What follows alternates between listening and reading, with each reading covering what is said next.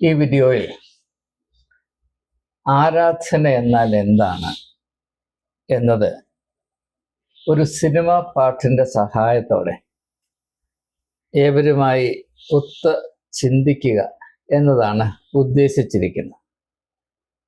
ഈ ഒരു സമീപനത്തോട് അതത്ര പരിചിതമല്ലാത്തത് കൊണ്ട് ചിലർക്കൊക്കെ അതൃപ്തിയോ അല്ലെങ്കിൽ വിമിഷ്ടമോ അനുഭവിക്കുവാൻ സാധ്യതയുണ്ട് എന്ന ഒരു യാഥാർത്ഥ്യം ഞാൻ തള്ളിക്കളയുന്നില്ല, അത് തുച്ഛീകരിക്കുന്നില്ല.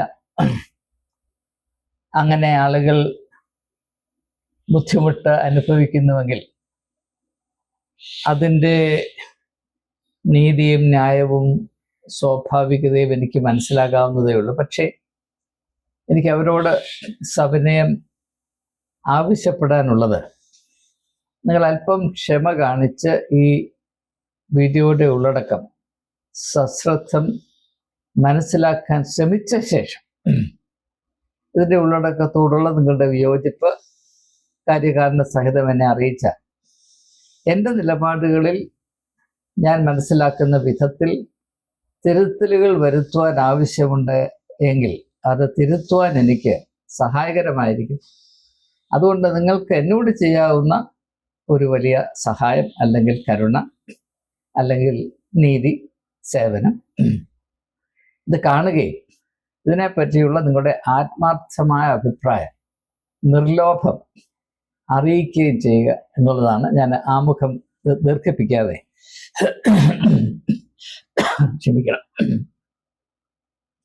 വിഷയത്തിലേക്ക് കടക്കട്ടെ. മനുഷ്യൻ ആണെങ്കിൽ ആരാധിക്കണം.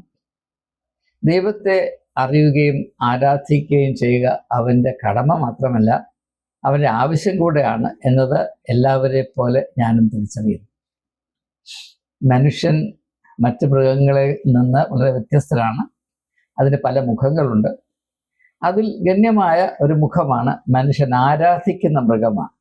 മറ്റു മൃഗങ്ങൾ ആരാധിക്കുന്നില്ല, മറ്റു മൃഗങ്ങൾക്ക് ദൈവസങ്കല്പങ്ങളില്ല, ദൈവബോധമില്ല എന്നതാണ് നാം മനസ്സിലാക്കുന്നത്. ആ അടിസ്ഥാനത്തിലാണ് ഞാൻ സംസാരിക്കുന്നത്. അങ്ങനെയല്ല എന്ന് ആർക്കെങ്കിലും തീവ്രമായ അഭിപ്രായം ഉണ്ടെങ്കിൽ ഞാൻ അതിനെ ചോദ്യം ചെയ്യുന്നില്ല. പക്ഷെ പൊതുവെ നിലനിൽക്കുന്ന സങ്കല്പങ്ങളനുസരിച്ച് ആരാധന എന്നുള്ളത് മനുഷ്യന്റെ പ്രത്യേകതയിൽ അടങ്ങിയിരിക്കുന്ന ഒരാവശ്യമാണ്.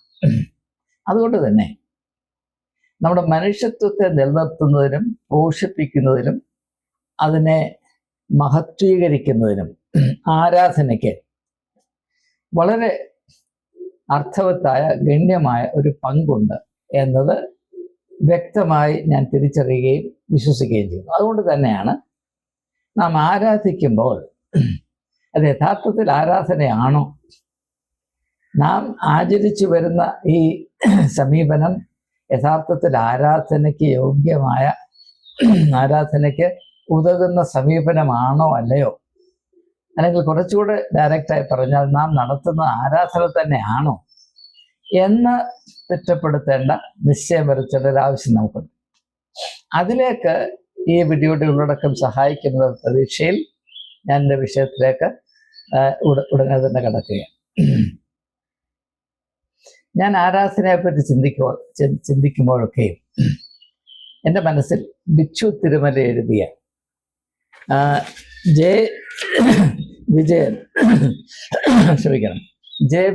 എന്ന സംഗീത അതായത് അത്ര വലിയ പ്രശസ്തരൊന്നുമല്ല, നിങ്ങൾ നല്ല സംഗീത ബോധമുള്ള ജ്ഞാനിയായ ഒരു സംഗീത സംവിധായകൻ ജെ വിജയൻ ചിട്ടപ്പെടുത്തിയ ഒരു പാട്ടുണ്ട്. അത് യേശുദാസ് ഗാനഗന്ധർവ് എന്ന പേര് അന്വർത്ഥമാകത്തക്കവണ്ണം ആലാപിച്ചിട്ടുമുണ്ട്. ഞാൻ ആ പാട്ട് നിങ്ങളുമായി പങ്കിട്ടുകൊണ്ട് ആരാധന എന്നാൽ എന്താണ് എന്നതിനെപ്പറ്റി ഒരു പക്ഷേ സാധാരണ നിലവിലില്ലാത്ത ചില ചിന്തകൾ അല്ലെങ്കിൽ അറിവുകൾ, നമ്മുടെ ഇടയിൽ ഉണ്ടാകേണ്ട, നമ്മുടെ മനസ്സിൽ ഇടം പിടിക്കേണ്ട തിരിച്ചറിവുകൾ പ്രദാനം ചെയ്യുവാൻ സഹായിക്കും എന്നതുകൊണ്ട് ഒരു ഉപാധി എന്ന നിലയിൽ മാത്രമാണ് ഞാൻ ഈ സിനിമ പാട്ട് ഉപയോഗിക്കുന്നത്. എൻ്റർടൈൻമെൻറ്റിനല്ല. ഞാൻ ആദ്യമേ അടിവരയിട്ട് പറയട്ടെ, ഞാൻ ആരെയും എന്റർടൈൻ ചെയ്യാനായി ഇറങ്ങി പുറപ്പെട്ട ആളല്ല. പക്ഷേ അർത്ഥവത്തായ കാര്യങ്ങൾ എവിടെ കണ്ടാലും അതിൻ്റെ ലേബൽ അങ്ങോട്ട് മാറ്റി വെച്ചിട്ട് അതിന് നല്ല കാര്യങ്ങൾ സ്വീകരിക്കാനുള്ളത് എനിക്ക് ദൈവദത്തമായ സ്വാതന്ത്ര്യമാണ് എന്നത് അടിയുറച്ച് വിശ്വസിക്കുന്നത് കൊണ്ട് ഞാൻ ഇപ്രകാരമുള്ള ഒരു സാഹസികതയ്ക്ക് മുതിരുകയാണ്. അപ്പോൾ ബിച്ചു തിരുമല എഴുതി യേശുദാസ് ആലപിച്ച എന്നെ എപ്പോഴും ചിന്തിക്കുകയും എൻ്റെ ഉള്ളിനെ ആകർഷിക്കുകയും ചെയ്യുന്ന പാട്ട് ഏതാണ്? അതിപ്രകാരം പോകുന്നു. ഹൃദയം ദേവാലയം മാനവ ഹൃദയം ദേവാലയം നിറമാല ചാർത്തും പോയ വസന്തം നിറമാല ചാർത്തും ആരണ്യ ദേവാലയം ഹൃദയം ദേവാലയം. ഇവിടെ ബിച്ചു തിരുമല കവി പറയുന്നത് യഥാർത്ഥത്തിലുള്ള ദേവാലയം ഏതാണ്? അത് മറ്റൊന്നുമല്ല, മനുഷ്യന്റെ ഹൃദയം. ഇത് മലയാളത്തിൽ ഹൃദയം എന്ന് പറയുമ്പോൾ ഇംഗ്ലീഷിൽ അതിന് മനസ്സ് എന്നാണ് പറയുന്നത്. ഏത് പുസ്തകത്തിലും അങ്ങനെ തന്നെയാണ്. പൗലോസ് അപ്പോസ്തലൻ ഫിലിപ്പിയർക്ക് ലേഖനം എഴുതുമ്പോൾ അതിൻ്റെ 2-ാം അധ്യായത്തിൻ്റെ 5-ാം വാക്യത്തിൽ ഇപ്രകാരം പറയുന്നു: യേശുവിലുണ്ടായിരുന്ന മനസ്സ് നിങ്ങളിലും ഉണ്ടാകട്ടെ. Let the mind of Jesus Christ be in you. അതാണ് യഥാർത്ഥത്തിലുള്ള ദേവാലയം. ഇതേ അർത്ഥത്തിൽ യേശുവും സംസാരിച്ചിട്ടുള്ള ദൈവരാജ്യം നിങ്ങളുടെ ഉള്ളിലാണ്. യെരുശലേം ദേവാലയത്തെ കണ്ട് ഇതിൽ നിങ്ങൾ അധികം അഹങ്കരിക്കരുത്, ഇതിനേക്കാൾ മേൽത്തരമായ മറ്റൊരു ദേവാലയമുണ്ട്, ഞാൻ അതിനെ സൃഷ്ടിക്കാൻ വന്നവനാണ്. അങ്ങനെയൊക്കെയുള്ള അനേക സൂചനകളുണ്ട്. എങ്കിലും അവയൊന്നും വേണ്ടതുപോലെ മനസ്സിലാക്കാൻ നമുക്ക് കഴിയാതെ പോയത് ആരാധന എന്താണെന്നും ദേവാലയം എന്താണെന്നും ദേവാലയത്തിൽ എന്തെല്ലാം ക്രിയകളാണ് നടത്തേണ്ടതെന്നതിനെ പറ്റി ചില സ്ഥാപിത സങ്കല്പങ്ങൾ മറ്റാരോ നമ്മുടെ മനസ്സിൽ ഡെപ്പോസിറ്റ് ചെയ്ത അടിസ്ഥാനരഹിതമായ അർത്ഥശൂന്യമായ ചില ധാരണകളുടെ അടിമകളായി നാം നിൽക്കുന്നത് കൊണ്ട് ഇങ്ങനെയുള്ള യഥാർത്ഥ ആത്മീയ വെളിച്ചമുള്ള തിരിച്ചറിവുകൾ പ്രാപിപ്പാനും അതുകൊണ്ട് പ്രയോജനം ഉണ്ടാകുവാനും നമുക്ക് ഇടയായിട്ടില്ല എന്നത് നാം തിരിച്ചറിയേണ്ട കാര്യമാണ്. ഹൃദയം ദേവാലയം മാനവ ഹൃദയം ദേവാലയം പോയ വസന്തം നിറമാല ചാർത്തും. എന്താണ് പോയ വസന്തം നിലമാല ചാർത്തും? ഇവിടെ കഴിഞ്ഞ കാലങ്ങളിലെ അനുഭവങ്ങളുടെ അടിസ്ഥാനത്തിൽ വേണം നാം ദൈവത്തെ ആരാധിക്കുവാൻ. നാം ആരാധിക്കുമ്പോൾ നാം ആരാണ് എന്നുകൂടെ നാം ഇതുവരെ കടന്നു വന്ന വഴികൾ അവ കൂടെ ഓർത്തുകൊള്ളണം.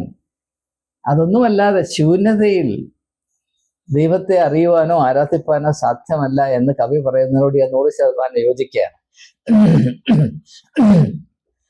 പോയ വസന്തം നിറമാല ചാർത്തും ആരണ്യ ദേവാലയം. എന്തുകൊണ്ടാണ് ആരണ്യം എന്ന് പറഞ്ഞ കാട്? എന്തുകൊണ്ടാണ് ഈ ദേവാലയം കാട്ടിനകത്ത് നിൽക്കുന്നത്? സംസ്കാരത്തിന്റെ ഉച്ഛിഷ്ടങ്ങൾ കൊണ്ട് നിറഞ്ഞ ഒരമ്പലത്തിൽ സത്യദൈവത്തെ, ജീവിക്കുന്ന ദൈവത്തെ അറിയുവാനോ ആരാധിപ്പാനോ സാധ്യമല്ല. ഇതിൽ നിന്നൊക്കെ അല്പം ഒന്ന് വിടുതൽ പ്രാപിച്ച് മനസ്സിന്റെ ഏകാഗ്രതയിൽ അതിൻ്റെ വെളിച്ചമായ ദൈവത്തോടുള്ള ബന്ധം പുലർത്തുന്ന അവസ്ഥയാണ് ആരാധനയെന്ന് ബിച്ചു തിരുമല പറയുമ്പോൾ അതിനപ്പുറത്ത് ഒരു സങ്കല്പം ഞാൻ ഒരു തിരുമേനിയിൽ നിന്നോ ഒരു പുരോഹിതനിൽ നിന്നോ നാളിതുവരെ പ്രാപിച്ചിട്ടില്ല. ഇനി അനുപലവിലേക്ക് വരുമ്പോൾ ആനകളില്ലാതെ അമ്പാരിയില്ലാതെ ആറാട്ടു നടക്കാറുണ്ട് ഇവിടെ. നിങ്ങൾ ക്ഷമിക്കണം, എൻ്റെ തൊണ്ടയുടെ പ്രശ്നമുണ്ട്. ആനകളില്ലാതെ അമ്പാരിയില്ലാതെ ആറാട്ടു നടക്കാറുണ്ട് ഇവിടെ. സ്വപ്നങ്ങളാഘോഷം നടത്താറുണ്ട് ഇവിടെ. മോഹങ്ങളും മോഹഭംഗങ്ങളും ചേർന്ന് കഥകളിയാടാറുണ്ട് ഇവിടെ. ചിന്തകൾ സപ്താഹം ചൊല്ലാറുണ്ടിവിടെ. മുറജപമില്ലാത്ത കൊടിമരമില്ലാത്ത പുണ്യമഹാക്ഷേത്രം മാനവ ഹൃദയം ദേവാലയം. ഇവിടെ അദ്ദേഹം പറയുന്നത് ആനകളില്ലാതെ അമ്പാരിയില്ലാതെ, ഇപ്പൊ ഹിന്ദു ക്രമമനുസരിച്ചുള്ള ആരാധനയെ പറ്റിയാണ് അദ്ദേഹം ഇവിടെ സൂചിപ്പിക്കുന്നത്. അവിടെ ആന വേണം, ഉത്സവത്തിന് ആനയില്ലെങ്കിൽ അത് ഉത്സവമല്ല. അമ്പാരി വേണം, ആനയുണ്ടെങ്കിൽ അമ്പാരി വേണം. അങ്ങനെയുള്ള ആറാട്ടല്ല ഇവിടെ നടക്കുന്നത്. ഹൃദയം എന്ന ദേവാലയത്തിൽ ഇങ്ങനെയുള്ള പൊടിപ്പിൻ്റെയും തുമ്മലിൻ്റെയും ഒന്നും ആവശ്യമില്ല. ഇവിടെ സ്വപ്നങ്ങൾ ആഘോഷം നടത്താറുണ്ട്. മനുഷ്യന്റെ സ്വപ്നങ്ങൾക്ക് ആരാധനയുടെ മധ്യത്തിൽ ഇടമുണ്ടാകണം. അത് നല്ലൊരാശയമല്ലേ? മനുഷ്യരുടെ സ്വപ്നങ്ങൾക്ക് ഇടം കൊടുക്കുന്ന ആരാധന ഉണ്ടാകണം. അങ്ങനെ വരുമ്പോൾ നമ്മുടെ മോഹങ്ങൾക്കും മോഹഭംഗങ്ങൾക്കും അവിടെ സ്ഥാനമുണ്ടാകും. മോഹങ്ങളും മോഹഭംഗങ്ങളും ചേർന്ന് കഥകളിയാടാറുണ്ട് ഇവിടെ. ആരാധനയിൽ കല കൊണ്ടുവരികയാണ്. കലയെന്ന് പറഞ്ഞാൽ സൗന്ദര്യബോധം. നമ്മുടെ ആത്മീയ ജീവിതത്തിൽ, പ്രത്യേകിച്ച് ക്രിസ്ത്യാനികളുടെ ആത്മീയ ജീവിതത്തിൽ നിന്ന് എന്നേ നഷ്ടപ്പെട്ടു പോയ അനുഗ്രഹമാണ് സൗന്ദര്യബോധം. യേശുവിൽ ആ സൗന്ദര്യബോധം ഉണ്ടെന്ന് ഇപ്പോൾ ഞാൻ പറഞ്ഞാൽ ക്രിസ്ത്യാനികൾ നെറ്റി ചൊളിക്കും. അതുകൊണ്ട് ഞാൻ പറയുന്നില്ല. അപ്പോൾ ആനകളില്ലാതെ അമ്പാരിയില്ലാതെ ആറാട്ടു നടക്കാറുണ്ടിവിടെ. സ്വപ്നങ്ങളാഘോഷം നടത്താറുണ്ടിവിടെ. മോഹങ്ങളും മോഹഭംഗങ്ങളും ചേർന്ന് കഥകളിയാടാറുണ്ടിവിടെ. ചിന്തകൾ സപ്താഹം ചൊല്ലാറുണ്ടിവിടെ. മുറജപമില്ലാതെ കൊടിമരമില്ലാതെ പുണ്യമഹാക്ഷേത്രം മാനവഹൃദയം ദേവാലയം. ഇനി ശ്രദ്ധിക്കുക,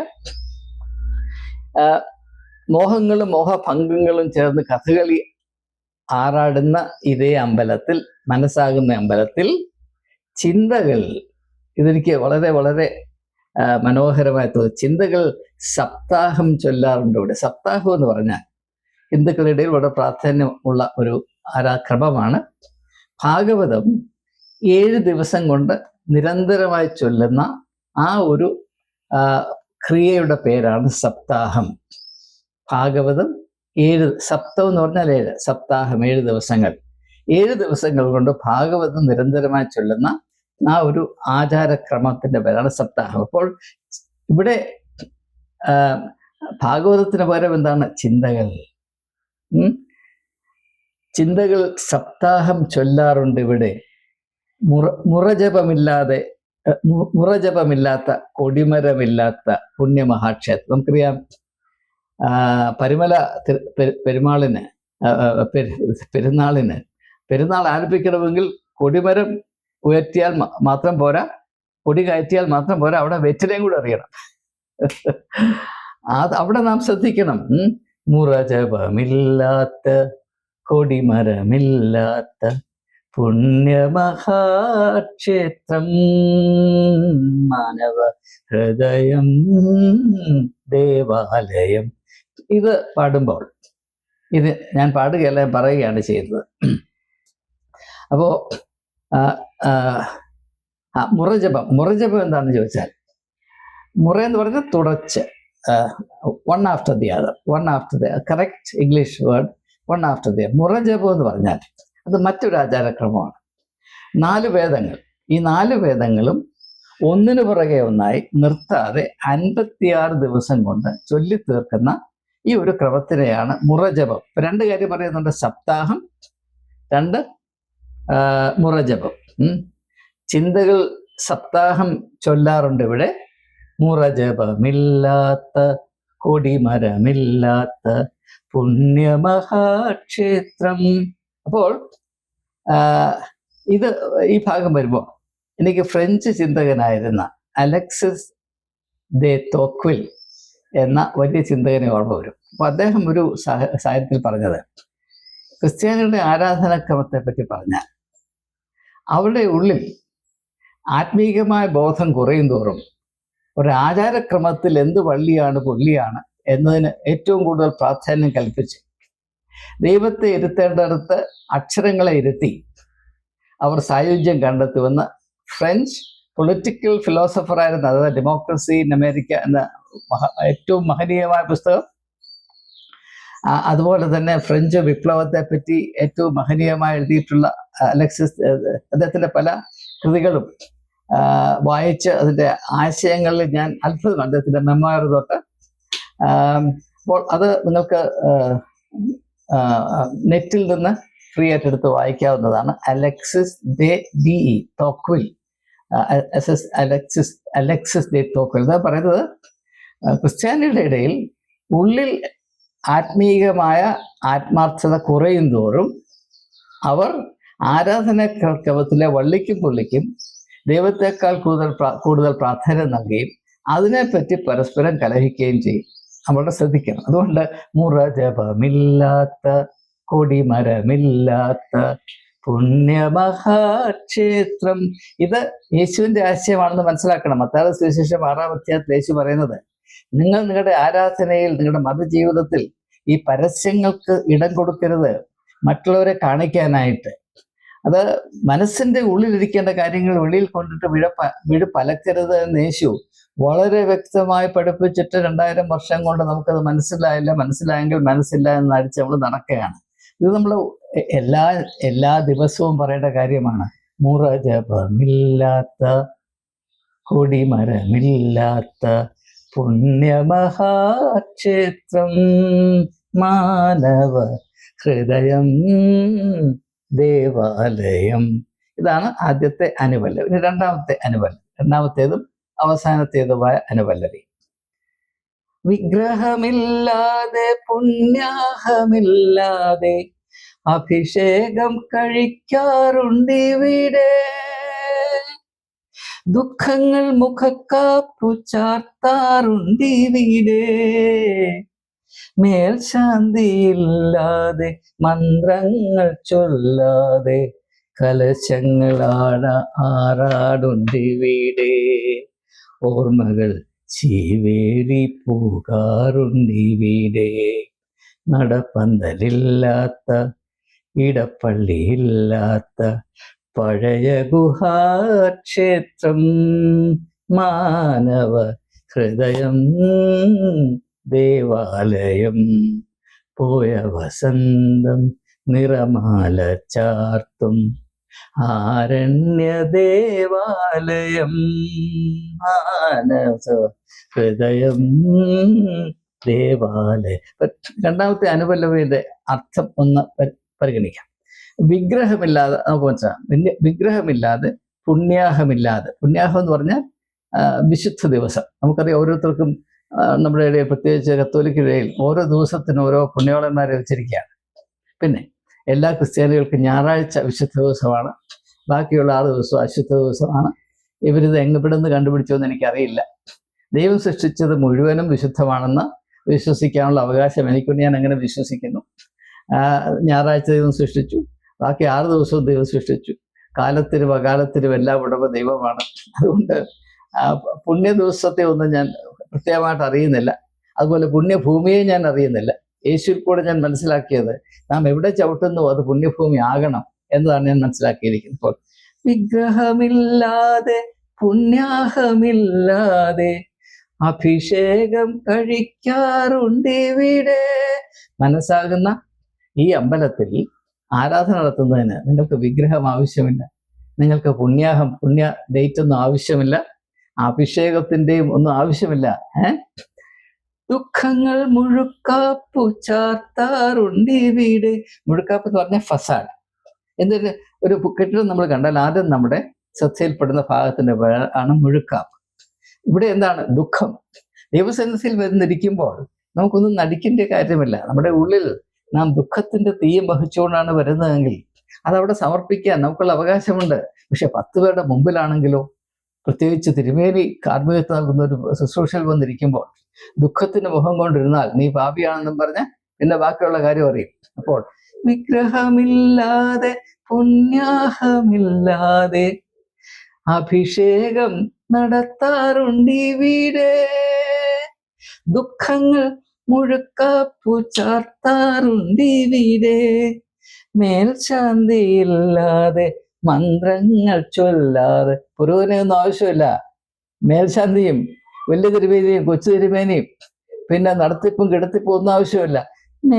മേൽശാന്തിയില്ലാതെ മന്ത്രങ്ങൾ ചൊല്ലാതെ കലശങ്ങളാഴാറുണ്ടിവിടെ.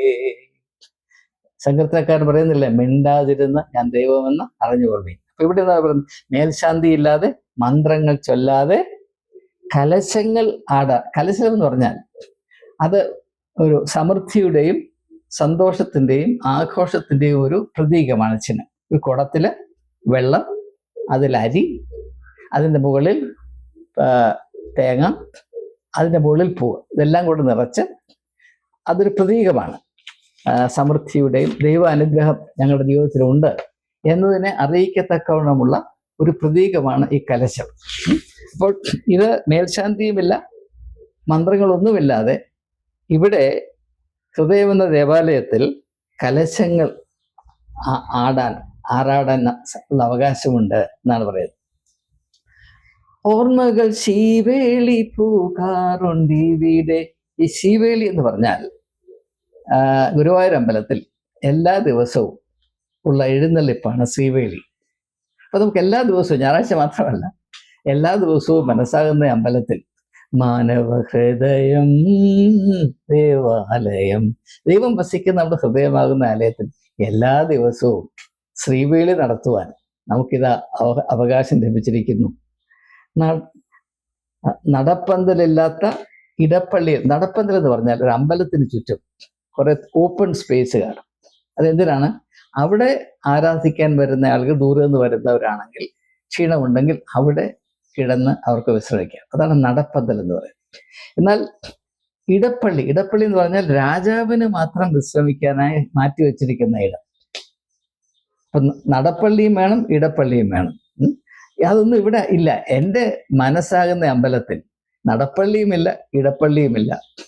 രാജാവെന്നോ പ്രജയെന്നോ ഉള്ള വ്യത്യാസമില്ല. ഉച്ചനീചത്വങ്ങൾ ഇല്ലാത്തൊരവസ്ഥയിൽ മാത്രമേ ദൈവത്തെ ആരാധിക്കാൻ കഴിയുകയുള്ളൂ. ഇത് ഞാൻ എൻ്റെ അനേക വീഡിയോകളിൽ പറയുമ്പോൾ, ഹൈറാർക്കി ഈസ് അഗൈൻസ്റ്റ് സ്പിരിച്വാലിറ്റി എന്ന് ഞാൻ പറയുമ്പോൾ നല്ല സത്യക്രിസ്ത്യാനികൾക്ക് അത് വലിയ വിമിഷ്ടം ഉണ്ടാക്കിയിട്ടുണ്ട്. പക്ഷെ എങ്ങനെ ഞാൻ പറഞ്ഞ് മനസ്സിലാക്കേണ്ടു?